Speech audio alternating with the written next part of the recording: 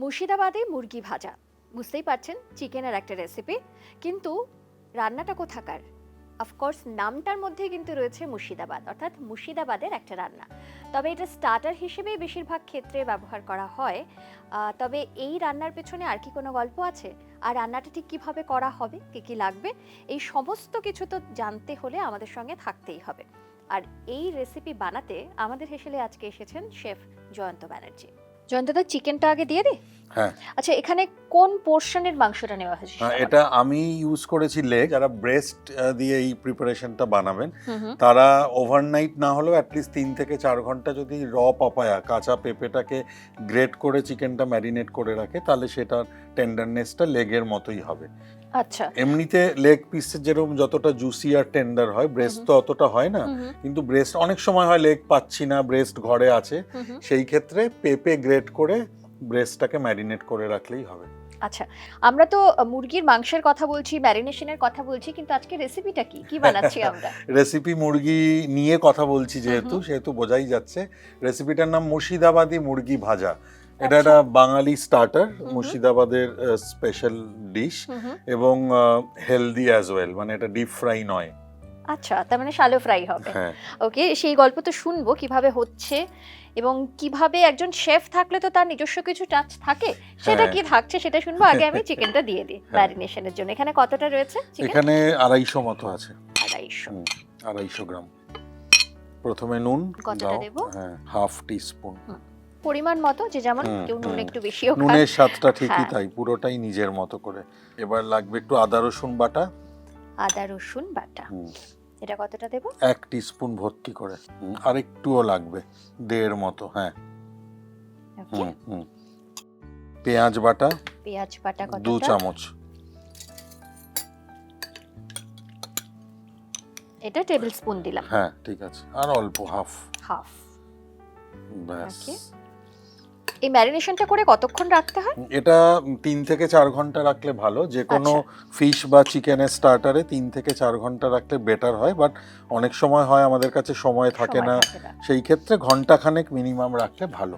আচ্ছা, আর কি দিচ্ছ এর মধ্যে? এবার গন্ধ লেবুর রস, তার সঙ্গে পাতি লেবুর রসও আমি দেব। গন্ধ লেবুর রস, এখানে তো এটা কাটা রয়েছে। এটা আমি নিয়ে নিই।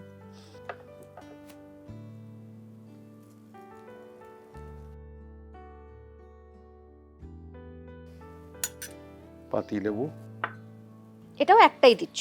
না, 1/3। 1/3, তার মানে অনেকটাই কম। লেবু, নুন পুরোটা যখন চিকেনটার সঙ্গে খুব ভালোভাবে মিশে যাবে, এবার আমি দেব ডিমের সাদা অংশ। আচ্ছা, যেটা অলরেডি বের করা আছে। এটা এখানে 2টো ডিমের রয়েছে, তোমার কি পুরোটাই লাগবে? আমার একটা ডিম, একটার থেকে একটু বেশি, তো এটা ভর্তি করে 2 স্পুন আগে দিয়ে দাও। এটাতে কি হবে, বাইন্ডিংটা আসবে, একটা সুন্দর কোটিং হবে জিনিসটাতে, তার সঙ্গে আর ডিম তো আমরা যাতেই দিই স্বাদ বেড়ে যায়, সেরকম একটা স্বাদ হবে। ব্যাস, ডান। এক্ষুনি বলছিলে যে প্রত্যেকটা ডিশেই শেফেদের একটু না একটু টাচ থাকে। এবার এটা ভীষণই পপুলার, বা অনেক রেস্টুরেন্ট বা অনেক জায়গাতে পাওয়া যায়, বাট আমার নিজের রেসিপির মধ্যে বলতে গেলে আমি জল ঝরানো দই একটু অ্যাড করছি এটাতে, টেন্ডারনেস আর স্বাদের জন্য। হ্যাঁ, 1 টেবিল স্পুন এটা জল ঝরানো দই আছে। হ্যাঁ, আর একটু দেব। ব্যাস। আর গোবিন্দভোগ চালের গুঁড়ো। নর্মাল প্যান ফ্রাই বা ডিপ ফ্রাই বা ব্যাটার ফ্রাই অনেক কিছুতেই আমরা চালের গুঁড়ো ইউজ করি, কিন্তু গোবিন্দভোগ চালের গুঁড়ো ইউজ করলে কি হয়, একটা বাঙালি ফ্লেভার, চালের যে গন্ধটা, সেইটা ওই ভাজাটার মধ্যে এসে যায়। দুটো ফ্লেভার ডমিনেট করবে এটাতে, সেটা হচ্ছে একটা গোবিন্দভোগ চাল আর একটা গন্ধলেবু। আচ্ছা, দুটোই পাওয়া যাবে। এটা কতটা দেব? এটা 2 স্পুন। এটা টিস্পুনে দিচ্ছি। হ্যাঁ, 2 টিস্পুন। হ্যাঁ, একটু উঁচু করে দিন। হ্যাঁ, এটা মেইনলি বাইন্ডিং এর জন্য, আর একটু স্মুথনেস আসার জন্য আমার রিফাইন্ড ফ্লাওয়ারও লাগবে, জাস্ট ময়দা। হ্যাঁ, এটা কতটা দেব? এটা 1 চামচ একটু দিয়ে দেখি কি রকম, কতটা বাইন্ডিং আসছে। দিয়ে দেব এখন? হ্যাঁ, আর একটু দাও। ব্যাস। এটা কেউ যদি ওভারনাইট করে রেখে দেয়, খুব ভীষণ টেস্টি হবে, এবং সেই ক্ষেত্রে ব্রেস্ট পিসেও কোনো অসুবিধা হবে না, কারণ লেবুর রসটাতে আর টক দইটাতে এটা টেন্ডার হয়ে যাবে। আচ্ছা, এবার এতে দেব গন্ধলেবুর পাতা কেটে রাখা আছে। আচ্ছা, এটা এটা পুরোটা দিয়ে দাও। পুরোটা দিয়ে দাও। হ্যাঁ, এটা 4টে পাতাকে আমি শ্রেড করে একদম নিয়েছি, শ্রেড করে একদম কেটে কুচিয়ে। রেখেছো। হ্যাঁ, এটা কি হবে বলো তো, আমি যেরকম রসটা দিলাম, ফ্লেভার এলো, টেস্ট এলো, এটা কি হবে মুখে যখন পড়বে খাওয়ার সময় লেবু পাতাটা, তখন একটা এক্সট্রা অ্যারোমা আসবে। একদম। আর কাঁচা লঙ্কা বাটা, গ্রিন চিলি পেস্ট। এটা তো ঝালের জন্য, এটা ঝালের জন্য, যে যেমন ঝাল খান। আমরা কতটা দেব? হ্যাঁ, আমরা এটা ভর্তি দেব। হ্যাঁ, ব্যাস। কারণ আমরা এর সঙ্গে একটুখানি গোলমরিচের গুঁড়োও দেব, ক্রাশ ব্ল্যাক পেপার। ওকে। আর নুন আর ঝালটা তো তুমিও বললে, সবাই জানে যে এটা যে যার মতো করে দেবে। ম্যারিনেশনে যা যা দেবার মোটামুটি আমরা দিয়ে মোটামুটি শুধু এবার একটু রিফাইন্ড অয়েল দেব। এবার একটু তেলটা একটু দেখো। দেখছি, আর একটু দাও। হ্যাঁ, মোটামুটি 1 টেবিলস্পুন মতো তেল তুমি এখানে দিলে।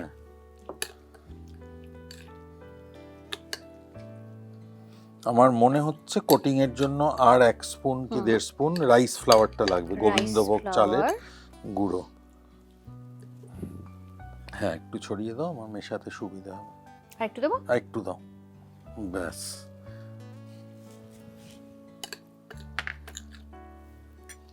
আচ্ছা, এটা কি মুর্শিদাবাদেরই রেসিপি? হ্যাঁ, মুর্শিদাবাদ অ্যাকচুয়ালি না মানে ভীষণ ইনফ্লুয়েন্সড বাই আদার কুইজিনস। মানে মুর্শিদাবাদের একটা শেহেরওয়ালি কুইজিন আছে, যেটা রাজস্থানি কুইজিনের ওপরে ডিপেন্ডেন্ট। মানে এটা অনেক বছর, মানে হিস্ট্রি বলতে গেলে অনেক অনেক বছর আগে রাজস্থান থেকে মার্চেন্টসরা যখন ব্যবসার জন্য এতে আসতো পশ্চিমবঙ্গে, তখন ওরা ওই জায়গাটাকে চুজ করেছিল তাদের একটা মানে ওই ঘাটি টাইপের বা আস্তানা।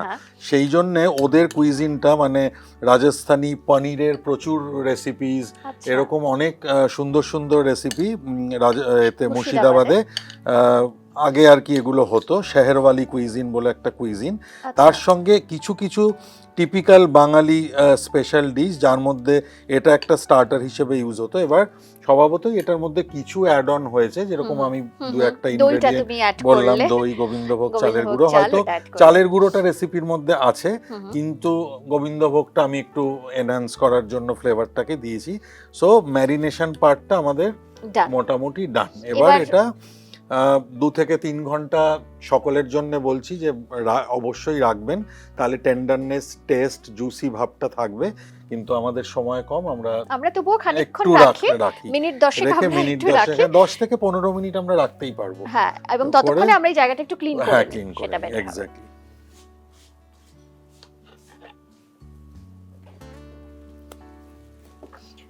আচ্ছা, ম্যারিনেশন তো হচ্ছে 15 মিনিট হচ্ছে। হ্যাঁ, আমরা রেখেছি। আমার মনে হয় একটুখানি ওই সময়টায় গার্নিশের জন্য একটু আমরা কাজ করে নিই, তাহলে একটু এগিয়ে যাবে। আচ্ছা, এখানে কিন্তু ধনেপাতা রয়েছে, ধনেপাতা রয়েছে। আমার গার্নিশে গন্ধরাজ লেবুটা ওইটা লাগবে, যেটা করা আছে। একটু অনিয়ন রিং লাগবে, টমেটো দিয়ে দেখি কিছু একটা যদি কালারফুল করা যায়। আর শেফ থাকা মানেই তো কালারফুল বা প্লেটিং তো দুর্দান্ত প্লেটিং হয়, আর সেটার জন্য আমরা অপেক্ষাও করে থাকি যে প্লেটিংটা কিরকম হবে আজকে, মানে কি কি নতুন দেখতে পাবো আমরা। সিম্পল, এখন না ট্রেন্ডটা একটুখানি সিম্পলিসিটির দিকে এসছে। আগে যেরকম ভেজিটেবল কার্ভিং, অনেক রকমের সবজির কাট, এই সমস্ত দিয়ে প্লেটিং করা হতো, এখন গার্নিশ প্রেজেন্টেশনটা একটু সিম্পল হয়েছে। মেন ফুডটার উপরে কনসেন্ট্রেটটা বেশি করা হয়। আচ্ছা, এই যে ম্যারিনেশনের সময় বলছিলে যে পেঁপে র পাপায়া যেটা, সেটা ম্যারিনেশনে দিলে খুব সফট হয়, তো কোন পোরশনটা দেবে সেরকম কিছু আছে না? মানে গ্রেট করে না সেটা জুস বার করে সেরকম জুস বের করতে হয় না, খুব ফাইন গ্রেটারের 3-4টে অপশন থাকে, তো ওই একটা গ্রেটারের তার যেটা সবথেকে ফাইন, সেই দিকটা দিয়ে করলে প্রায় পেস্টের মতোই হয়ে যায়। তো আলাদা করে রস বের করার দরকার হয় না। আচ্ছা, তাতে টেস্টে কোনো হেরফের হবে না? কিছু হেরফের হয় না, একদমই না। জয়ন্তদা, এখন শেফ তো সঙ্গে, তার সঙ্গে সঙ্গে বোধহয় একাডেমিক লাইনেও। হ্যাঁ, আমি খুব রিসেন্টলি একাডেমিক লাইনে শিফট হয়েছি। আমি সুপ্রিম নলেজ ফাউন্ডেশন কলেজের head of the department and professor দুটোই। তো কালিনারিটা আমি পড়াই, তার সঙ্গে পুরো ডিপার্টমেন্টটাকেই হেড করি। আচ্ছা, তো এটা খুব রিসেন্টলি হয়েছে আর কি। তো তার সঙ্গে সঙ্গে এই যে মানে তোমার নতুন রেস্তোরাঁ বা এরকম কিছু, সেটা কবে দেখতে পাওয়া যাচ্ছে? আমার এমনিতে তো একটা চলছিল, বাট যা হয় সময় সব দিকে দেওয়া যাচ্ছে না, সেই কারণে একটুখানি ওটা হোল্ডে রেখেছি, বাট আচ্ছা। ফিউচার প্ল্যান তো আছে ব্র্যান্ডটাকে নিয়ে পরে এস্টাবলিশ করা আরো ভালো করে। আচ্ছা, আগামী দিনে। কিন্তু রিসেন্টলি আমি একটু একাডেমিক্সে কনসেন্ট্রেট করতে চাই, at least for couple of years okay, সামনে। ঠিক তাতে আছে, কি নিজের জন্য কিছুটা সময় পাচ্ছো? অনেকটা বেশি, কারণ এত বছর 26-27 বছর ইন্ডাস্ট্রিতে অ্যাজ এ শেফ কাজ করার পরে তো ভীষণ সময়ের অভাব ছিল। ঠিক। তো এখন মনে হচ্ছে একটু সময় হলে ভালো, বয়সটাও বাড়ছে। সেই মনের তো, বয়স বাড়ছে না। একদমই। এটা রেখে দাও। হ্যাঁ, এটা এবার সরিয়ে দিই হ্যাঁ, তাহলে। এটা সরিয়ে দাও। আচ্ছা, এবারে তাহলে ম্যারিনেট করা চিকেনটা নিয়ে আসি, কারণ এটা বোধহয় এবারে হ্যাঁ, এবার ফাইনাল। তোমার একটা কি ফ্রাইং প্যান লাগবে তো? ফ্রাইং প্যান লাগবে। আচ্ছা,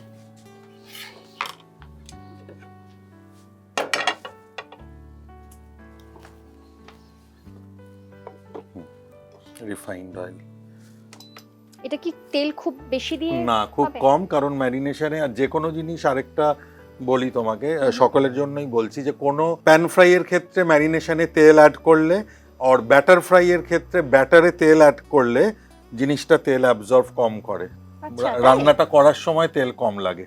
ও, আমরা যেহেতু তেল অলরেডি দিয়েছি তাই হ্যাঁ, এখানে কম লাগবে। তেলটা বলো হ্যাঁ, কতটা দেব? বলবো, আরেকটু দাও, কারণ অনেকগুলো একসাথে হবে। হ্যাঁ, হয়ে যাবে। ওকে, এত সামান্য তেল? হুম। আচ্ছা, এটার জন্য আলাদা করে কোনো ডিপ লাগে খেতে? এটার জন্য হ্যাঁ, যে কোনো স্টার্টারেই তো আমরা একটা এখন ডিপের জন্য খুবই আগ্রহে থাকি, যে নতুনত্ব আজকাল অনেক কিছু বেরিয়েছে। তো আমি খুব সিম্পল এর সঙ্গে একটা ডিপ বানাবো। এটা আমি বাড়িতেও বানাই বা এরা অন্যান্য কাজের ক্ষেত্রেও বানিয়েছি। সেটা যদিও টমেটো পিউরি করে একদম প্রপার সস বানিয়ে, কিন্তু এখানে আমি জাস্ট টমেটো কেচাপের সঙ্গে কাসুন্দি অ্যাড করব, করে একটু মাস্টার্ড অয়েল, একটু সল্ট, একটু লেমন জুস দিয়ে টমেটো মাস্টার্ড ডিপ একটা বানাবো, যেটা এটার সাথে খুব ভালো যাবে। আচ্ছা,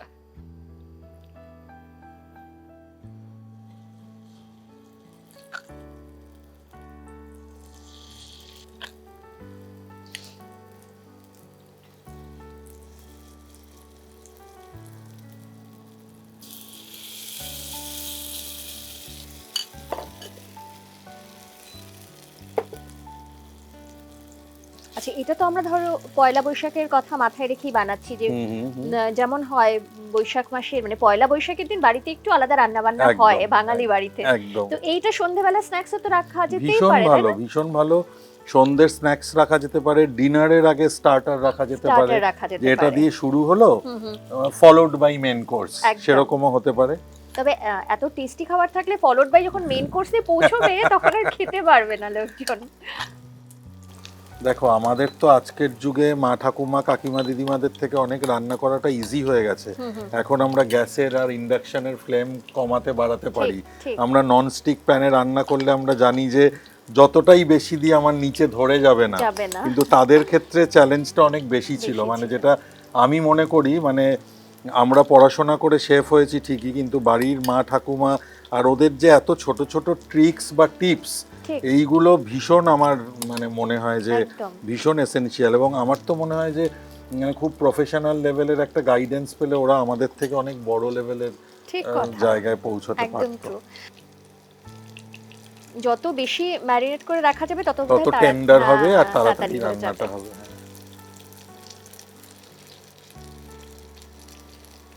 এটা কি একটু ব্রাউন ব্রাউন হবে? হালকা হোয়াইটিশ ব্রাউন। ওই যেহেতু চালের গুঁড়ো, দই এগুলো রয়েছে, হোয়াইট ব্যাপারটা থাকবে। এবং যেহেতু এটা একটু হোয়াইটিশ খাবার, আমি ভেবে রেখেছি একটা ব্ল্যাক কিছু প্ল্যাটারের মধ্যে এটাকে প্রেজেন্ট করব, তার একটু কন্ট্রাস্টটা বেটার হবে। একদম।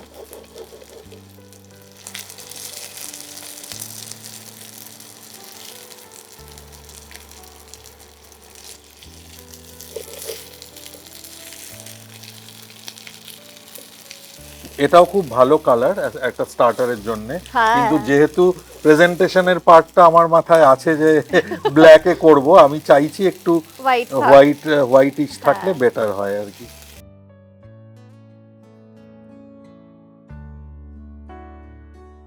এটা রান্না হয়ে গেছে। সেদ্ধ হয়ে গেছে। আচ্ছা, হয়ে গেছে। এবার ফাইনাল প্রেজেন্টেশন পার্ট, আমাকে একটু প্ল্যাটারটা দিয়ে দাও। তাহলে এটা অফ করে দাও? এটা অফ করে দাও। হ্যাঁ, যেটুকু হিট আছে প্যানে। আচ্ছা, তুমি ব্ল্যাক বলছিলে, এটা দাও। ওটা দাও, চলতে পারে। আচ্ছা, বাই দিস টাইম আমাকে একটু এই ডিপটা আমি বানিয়ে নিই। কাসুন্দি এটার মধ্যে রয়েছে, এর মধ্যে আমাকে হ্যাঁ কি দেব বলো? কেচাপ মিশিয়ে দাও। কেচাপ কতটা দেব?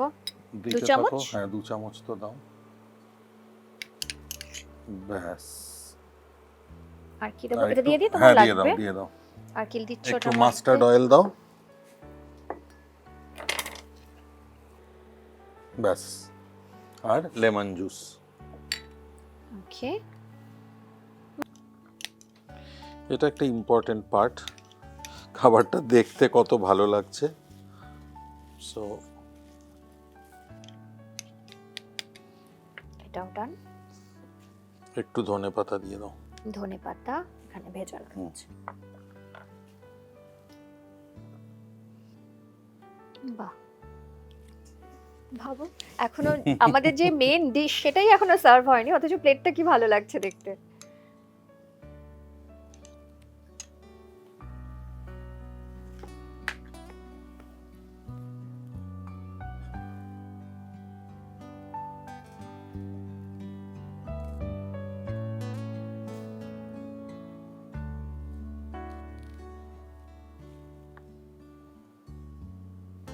ডান। এটাও সরিয়ে দিই। মুর্শিদাবাদে মুরগি ভাজা। এবং ভাজা বলতে ঘাবড়াবেন না আপনারা, শ্যালো ফ্রাই।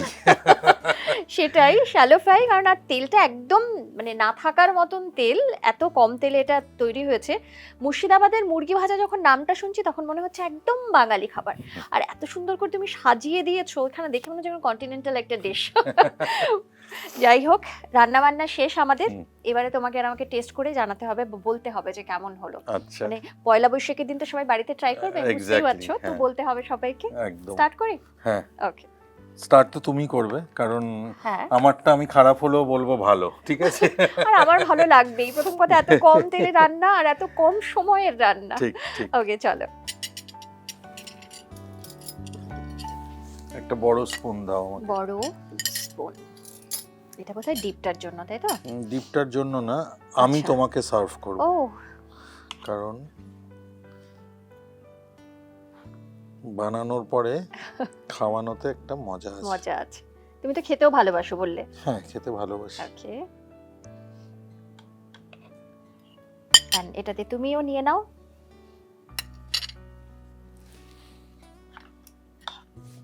ওকে, চলো শুরু করা যাক।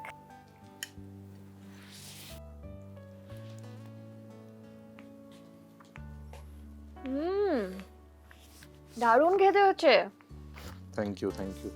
এত সফট চিকেন, আমি ভাবছিলাম যে এইটুকু সময় হয়ে গেল, মনে মনে ভাবছিলাম ঠিকঠাক হলো, তারপরে ভাবলাম না, জয়ন্তদা যখন রয়েছে, মানে শেফ যখন থাকবে ঠিকঠাক তো হবে। কিন্তু অসাধারণ ওটাই তো শেফের চাপ। কিন্তু সত্যি খুব ভালো খেতে। স্টার্টার বিকেলে অনেক সময় হয় যে বাড়িতে হঠাৎ করে কেউ গেস্ট এলে কি বানাবো কি দেবো সেরকম একটা খুব কনফিউজড হয়ে যায় সকলে।